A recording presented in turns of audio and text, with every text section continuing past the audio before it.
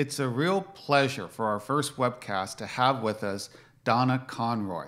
Donna is one of the co-founders of Bright Futures Jobs and is probably one of the most effective voices out there when it comes to raising awareness of the H1B visa program and how that program has been hurting U.S. workers and, interestingly enough, the companies that hire them and the consumers out there. And I'll read this part because I want to make sure I get it right, Donna. Donna has appeared on National Public Radio, Dan Rather Reports, and has been quoted in Business Week, HR Executive Magazine, Science Careers, CIO Magazine, and Computer World on the impact of corporate visa programs on the U.S. IT workforce. You occasionally blog for the Huffington Post, and you spent some 20 years yourself in IT support roles, technical writing, project management, business education, and government. And again, Donna, it's a real pleasure to have you here with us today. Well, thank you for having me. Well, great. So, Donna, is it a good question to ask? Well, let's start off with, what is the H1B visa program? The H1B visa program is a program for corporations only. This is very important. Well, maybe I should say corporations it's a program where corporations are able to hire foreign citizens who are outside the country to fill jobs on U.S. soil. H stands for hiring. Okay, H stands for hiring. Now, am I correct in assuming that these are jobs that can be filled by someone who is foreign-born, but you first have to try to fill them with an American citizen? That's what everyone assumes. And let me tell you, the tech companies and their PR agents never will tell you the secret that I'm going to tell you now, which is... secret. I love secrets. So our listeners are getting some juicy today. Right. Which is that there is no requirement to seek or hire U.S. workers first. Really? Yes. No requirement at all. So I can just dream up a job or let loose one of my native-born workers, one of my U.S. nationals, and apply for an H-1B visa. That person comes in and can take their job. Correct. And that's exactly how some corporations are using the visa program.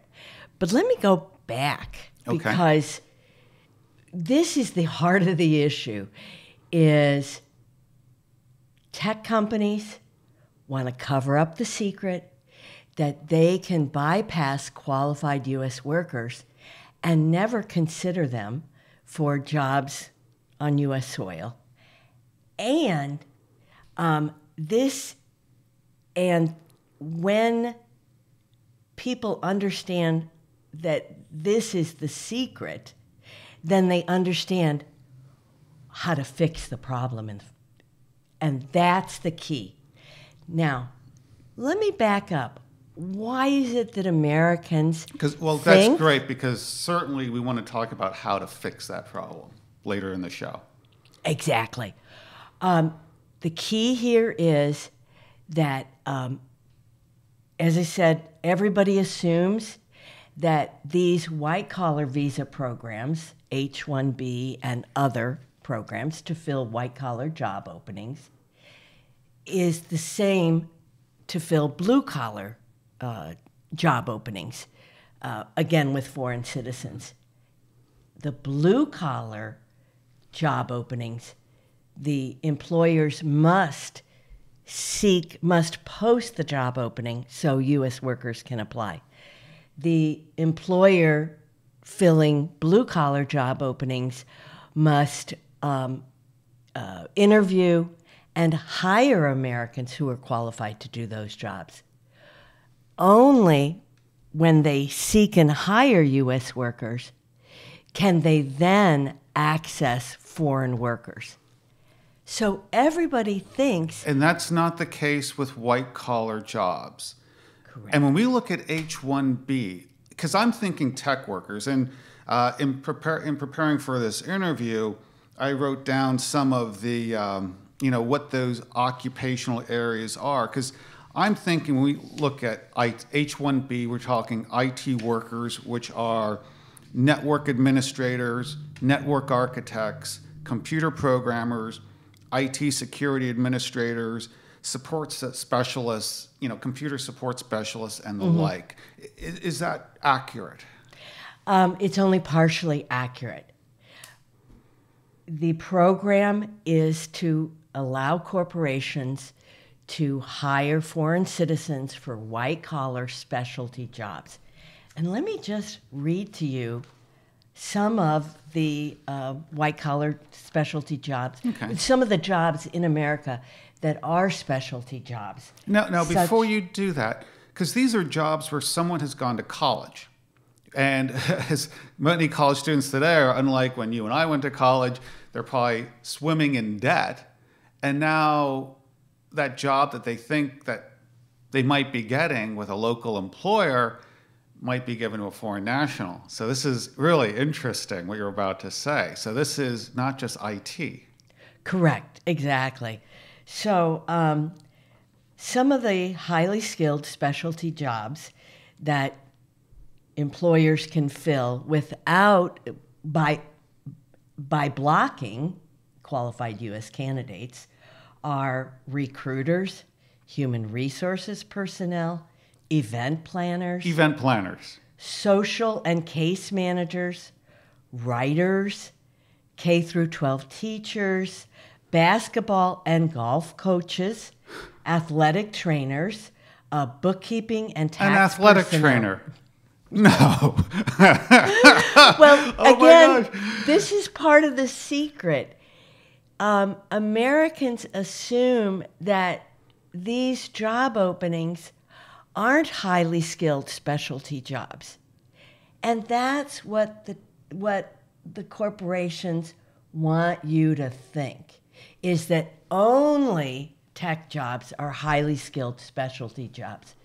But in fact, the vast majority of white-collar jobs here in the U.S. take a lot of skill and are very specialized, such as restaurant managers, food service managers, farm managers, landscape designers. These are all job openings under the H1B program that can be filled with foreign nationals. And the problem is that employers are blocking qualified U.S. candidates and recruiting abroad first instead of second. Go ahead. I'm sorry. Let me contrast this. The law actually allows employers to recruit abroad first for jobs on U.S. soil. The blue-collar visa job programs require employers to seek U.S. workers first and then recruit foreign citizens first. So we are topsy-turvy. So it's accurate to say those employers hiring white-collar workers and not seeking an American worker first, they're not abusing the system. They're simply using the law the way it's written. Correct. Wow. And that's the heart of the problem. Now, they are abusing other laws, which we can get to, but this law essentially creates two sets of employment rights for U.S. workers. So blue-collar workers have the legal right to be sought and be able to compete for job openings they're qualified to do. The H1B and other white-collar visa programs don't require employers to seek and hire U.S. workers first. So therefore, what we have is white-collar workers don't have the same legal rights to be sought and considered and hired that blue-collar Americans do. So essentially the solution is for white-collar workers to have the same legal rights as blue-collar Americans. So this is really, in many respects, an EEOC complaint. Correct. Yes. Right. Essentially, like I said, the visa programs are dividing blue-collar and white-collar around the opportunity to compete. And the Equal Employment Opportunity Act is actually the laws that the corporations are violating when they seek foreign citizens first and only. We have different adjectives we use for forms of discrimination. Is there a form of discrimination that we can attribute to the H1B program? Yes. As a matter of fact, there are, it's essentially national origin discrimination. I shouldn't say essentially, it is national origin discrimination. Most Americans aren't aware that the Equal Employment Opportunity Act prohibited corporations from blocking qualified candidates because of race, gender, age, and national origin. In other words, ethnicity. Sometimes we call that ethnicity. Mm-hmm. So, for instance, in the 1950s, when corporations could block qualified candidates based on essentially their birth or their looks, right? Right. So what would happen is corporations might put out a want ad that says whites only. Now, that was blocking all qualified candidates who weren't white. Now, is that going on somehow in the H1B realm? Well, as a matter of fact, it is. It seems like tech companies have literally replicated the corporate hiring that was widespread. Is it blatant? Granted, I'm not that familiar with the topic, but how blatant is this? Well, it's so blatant that we have H1B only want ads all over the internet. In fact, I analyzed 100 job ads in 2012 that were posted on Dice, which is what is Dice? It's a technical job portal. Okay. These job ads, in their language, excluded American candidates, and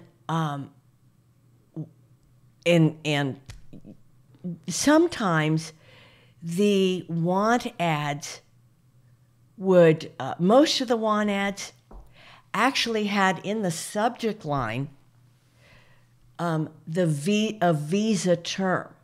So instead of saying network administrator, mm-hmm. they would say H1B transfer, or they would say interesting. OPT. So in the subject line, there was instead of having the job title, they would actually have the visa term. And if you're a U.S. national, it doesn't matter whether you're native born or a naturalized citizen, you would know not even to click on that ad because you wouldn't be considered for it in the Correct. First place. Right. That really is discrimination. Absolutely it is. And one thing that most Americans don't understand is that the Civil Rights Act of '64 actually prohibited these type of discriminatory want ads. So corporate, the HR department knows they're doing stuff wrong. Okay. They understand the equal employment opportunity laws, but average Americans don't.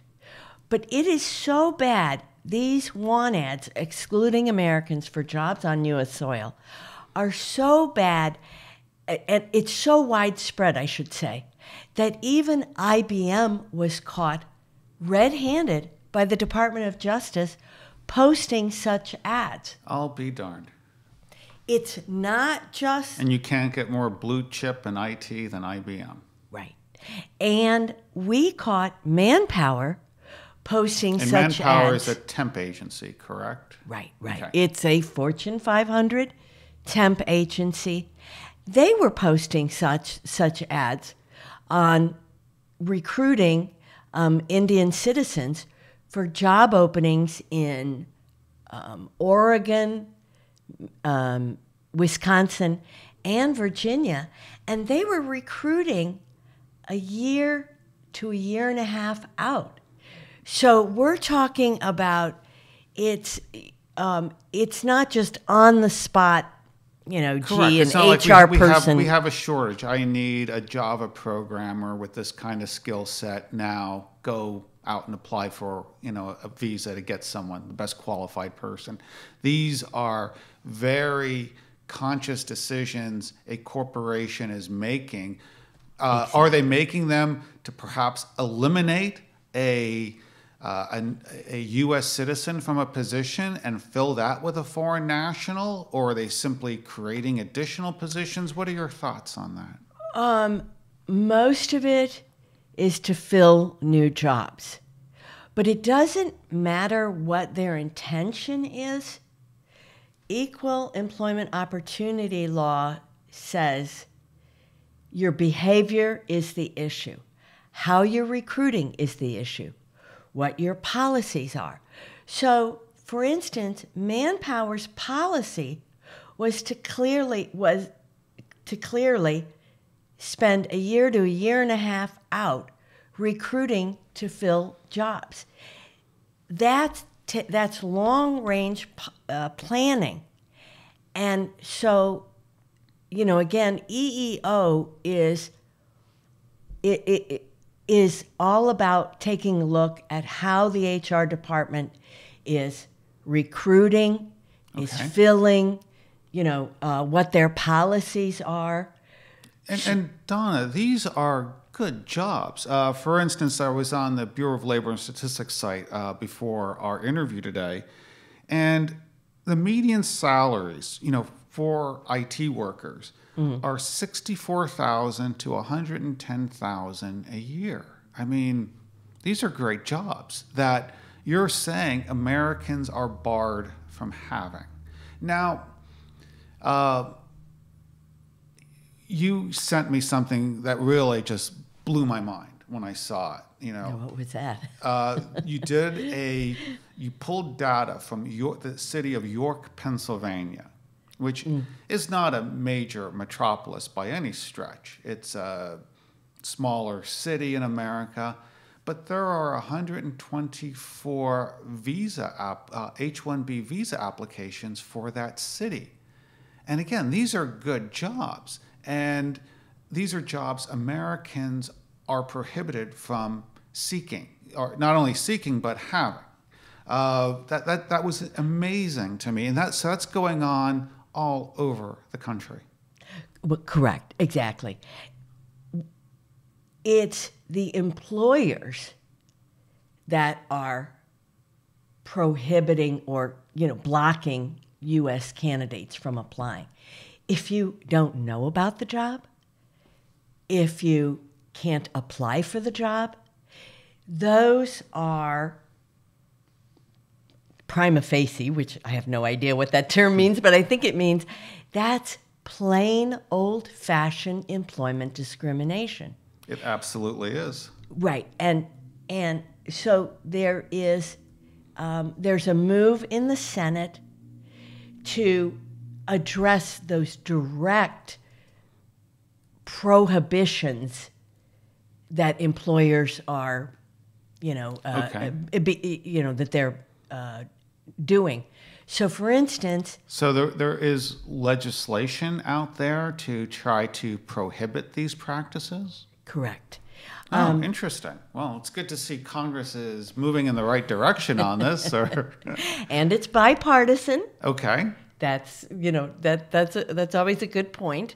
Senator Durbin and Senator Grassley have authored a bill. It's called S-2266. S-2266. So that's the Senate bill. Correct. It will require employers filling white-collar job openings to do pretty much the same thing that blue-collar employers have had to do for 26 years now.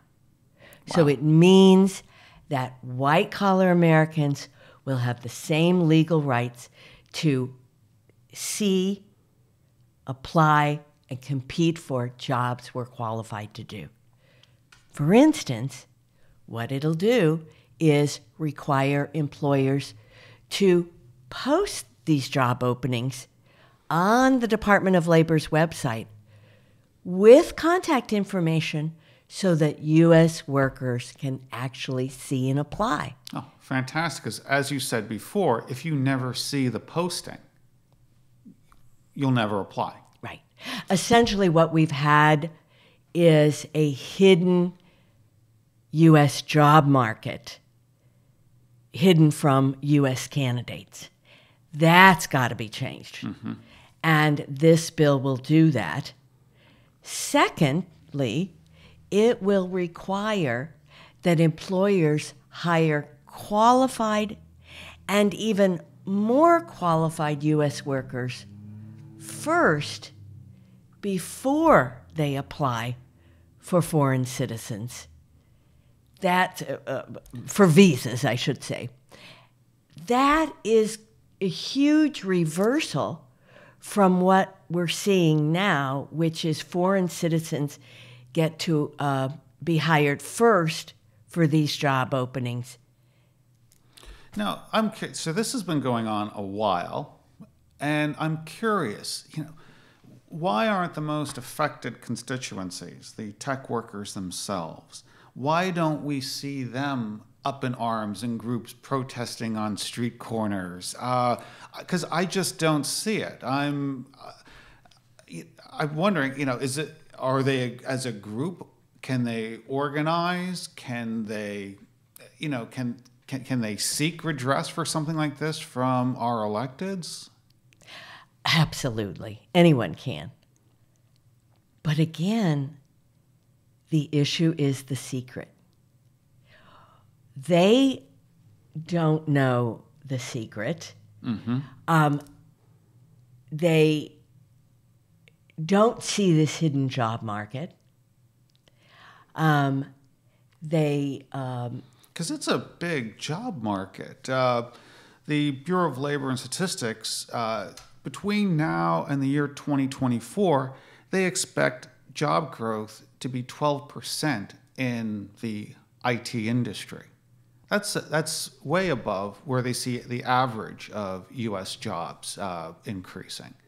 So that's significant. This is a growth industry, and a lot of it seems to be hidden from potential job applicants. Well, again, that's the issue.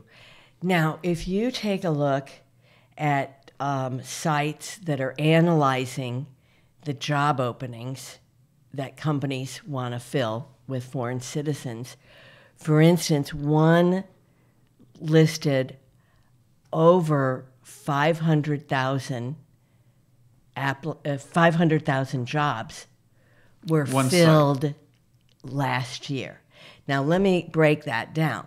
I was going to say 500,000 jobs with median incomes between $64,000 and $110,000. The aggregate of that must be huge. Right. Well, let me break that down. We have no idea. A lot of these job openings are temporary in nature. So one job may be only for 3 months long. Okay. Another job may be for 3 years long. So we don't have that understanding. By the way, we also don't have an understanding of how many visa holders are actually in the country. There's estimates between 700 to 800,000. But it's important to remember these are visa holders and not necessarily workers. And let me define the term. So there is something, the semantics are right. important. The semantics has to do with the real circumstances that we all face, which is that there's another secret, that visa holders are not always working jobs. This is very important for Americans because we say foreign workers, assuming they're working here in the United States. And because the staffing industry is a huge user of the H1B program, what you have is a temp staffing agency who... and who are some of the bigger temp staff agencies that utilize H1Bs? God, they all do, but Yash... oh shoot! Now you're making me draw a blank. But of course, Manpower would be. But these smaller temp staffing agencies will hire an H1B, but they don't have a 3-year job for them. So what happens is they might be working for 3 months. Okay. And then they're off for 6 months. So they're on. When I was at one of the big 4 accounting firms, we had this phrase "on the beach." You never wanted to be on the beach. You wanted to be billable. Exactly. Right. So what happens is that essentially the temp staffing industry here in the United States is creating an unemployed group of foreign citizens on H1B visas. So the H1B visa program actually is also creating higher levels of unemployment, not just for U.S. workers who say are face discrimination, but they're also creating H1B visa holders who are temporarily unemployed. So you have you have two forces creating a unemployed group of tech workers in this country. Now, let me give you a little caveat on this. All H-1B employers promise to pay the foreign citizen their wages whether they're working or not. That's not true for U.S. workers. If we're not working, we don't get paid. But that is true for H-1B workers, H-1B visa holders. Interesting ancillary benefit to being here on an H-1B visa, isn't it? Well, that's why all foreign citizens want the H-1B visa as opposed to other visa programs. But these temp staffing agencies will not pay them when they're on furloughs or when they're temporarily unemployed. Even though they're supposed to. Correct. And of course, the H-1B law does not give any regulatory power to the Department of Labor or USCIS. So even if let's just say an H-1B visa holder were to report his employer for not paying him the wages, there's no enforcement agency. Well, actually, that's the only time. That's the only case where they can get some. But in other words, Americans know what's going on. They cannot report to the Department of Labor that this essentially labor trafficking situation is occurring. Interesting. Now, by the way, the 2266 Durbin and Grassley's bill will provide that ability for Americans to report these conditions. So now that we know the secret, and the Grassley bill, the Durbin Grassley bill, seems to be the solution. How is that tracking? Has it made its way to the floor? Is it stuck in committee? Well, it's kind of stuck. Most bills are always in committee. What we need to do is we need to bust open the secret. And once you know the secret, then people can get behind this bill. When you see just how unfair these practices are, for those that are IT workers that have been in the field for some time, for those that are leaving college with a freshly minted degree in, perhaps computer programming or network administration. They're really being discriminated against from absolutely. holding a job. And this, in my view, absolutely needs to end, and it needs to end today. Now, is there anything else that you can leave us with about the H-1B program that you think the listeners of this podcast need to hear? Well, simply, this program is not good for U.S. workers. It's not good for workers from other countries. And for workers from other countries, essentially what has happened is we've created labor traffickers here in the U.S. who, who are forcing foreign citizens into temporary unemployment here in the U.S. And that's the key to a labor trafficker, is the forced unemployment. They don't have jobs. Now, the good part about the Durbin Grassley S-2266, it will prohibit the entire staffing industry from using this program. So essentially, the labor traffickers will dry up and leave our country. And no country can remain strong or be strong when we don't have the ability to compete for job openings in our own country we're qualified to do. And we have labor traffickers forcing people into unemployment and funneling them into temporary jobs. That is a nation that is self-destructing from within. Wow, absolutely. Well, again, Donna, I want to thank you so much for coming by today. Thank you. We are committed to helping you get this message out.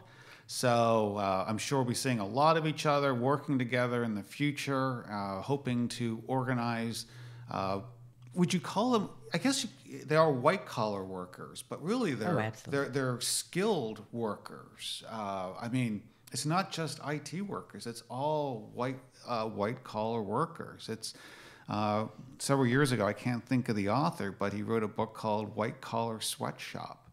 And I don't think a lot of white-collar workers understand how they are abused in the workplace, and where maybe they need to look at the type of EEOC rules that exist out there and fair employment practices that exist out there, and make sure that they're not being shuttered out of those benefits that come with our citizenship. Right, exactly. And what's important to note is that equal employment opportunity practices are plain and simple fair hiring. Everybody gets a shot at competing for a job opening. Nobody gets blocked out because of race or gender or national origin or age. And white-collar workers need to understand that they have to stand up and break this stranglehold of discriminatory hiring. That's the only way we're going to be able to stop this employment discrimination of U.S. workers and also stop the exploitation of foreign citizens. Without the ability to block U.S. workers, they cannot bring foreign citizens into this country and hold them as essentially hold them in guest houses that essentially function as warehouses for temporary workers. That's highly exploitative. It is, and people aren't aware how powerful EEO laws are to prevent such practices in the first place. That's why these tech companies love to block candidates, women, blacks, Hispanics, older workers. Is that because they see, a kind of social quiescence among the foreign nationals that they want to bring in that makes them a little, little less apt to look at the way they're being treated by their employer?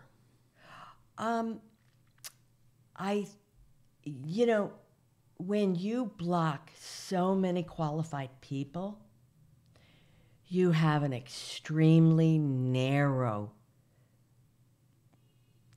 type that you're hiring. Right. It's almost like agriculture when you go to a monoculture crop like corn across the Midwest. That's all you see. Right. So the ability to have a diverse workforce is actually key to preventing worker exploitation. So, for instance, older workers, they have a better understanding of fair employment practices than the millennials do. Sometimes females, sometimes minorities might have a better understanding of EEO or a better understanding of what constitutes sexual harassment. By excluding all those workers and being able to manipulate by one set of cultural cues, then you have, you can essentially do with your workers. Of diversity. Right, exactly. And all the benefits that, a diverse workplace can bring. Right. So for instance, let me give you a concrete example. One of our members was a 45-year-old, somewhat conservative white guy.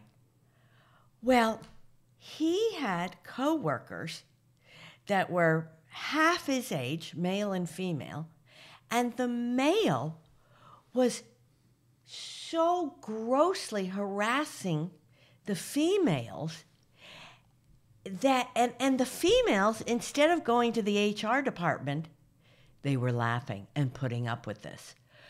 So it was the 45-year-old Gen Xer who had experience, knows what a healthy work environment looks like. Mm-hmm.